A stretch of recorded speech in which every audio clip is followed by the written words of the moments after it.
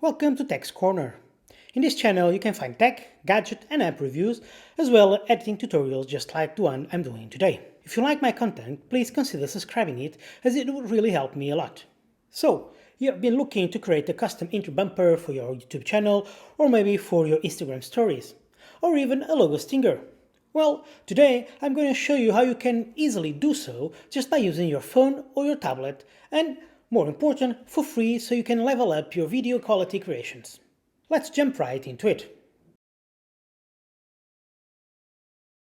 Having a YouTube bumper or logo stinger gives a professional look to your YouTube videos or Instagram stories, and it helps you to separate your intro from the rest of your content that you have been created. Also, it helps you to create a brand for your work. Browsing through YouTube or Instagram, there are thousands of different styles and forms, and this shows you that you have to find your own style. I would recommend you though that you keep it short, simple, and if you have a branded logo, use it so people can start associating it with your work. There are a million different ways to create your own bumper. If you use an iPad, you can use apps like Procreate, Canvas, Affinity Photo, Photoshop, and many others. Or you may choose to pay someone to create one for you. And it's all good. Whatever works for you is okay. But if you want to learn how you can do it by yourself, and in an easy way, and even better for free, then this video is for you. To start, you have to download an app called Mojo Insta Story Editor. Although there is an option to get a subscription paid version that grants you access to all the tools, you don't need to do so. The free version has already great tools that you can use. It takes a bit more work, but you can do it anyway. Or you can just subscribe for 1 or 2 months, get everything you need and move on. Because I like to bring you solutions that you can use for free, today I will create a YouTube intro for the scratch and for free. For the sake of being easier for you to see, I'm doing this on the iPad, but you can do exactly the same thing on your phone, which is great because it's even more portable and you can do it on the go.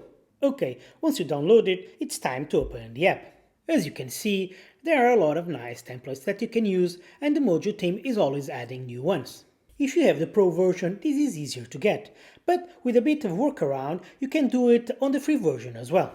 So I'm gonna choose this free template from the minimal section, and I'm gonna erase everything on it. Now I will import a picture with my logo into it. But if you notice, my photo is not orientated correctly. I want to use it on the landscape mode, and for that I need to rotate it to the right. So I'm deleting it and going back to my photos, and here I'm changing its orientation.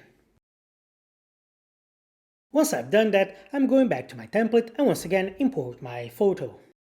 Now I'm gonna hit this little plus button down here, and then select text. Here you have a few text styles available, and on each one there is one or more free options. Because I want to ask my viewers to subscribe, I will select social and then YouTube. There's only one free version, but it's good enough. Once again, it's shown in portrait mode. But don't worry. First, I'm gonna edit the font, the size, the color, and write what I want. So I'm gonna choose heavy italic.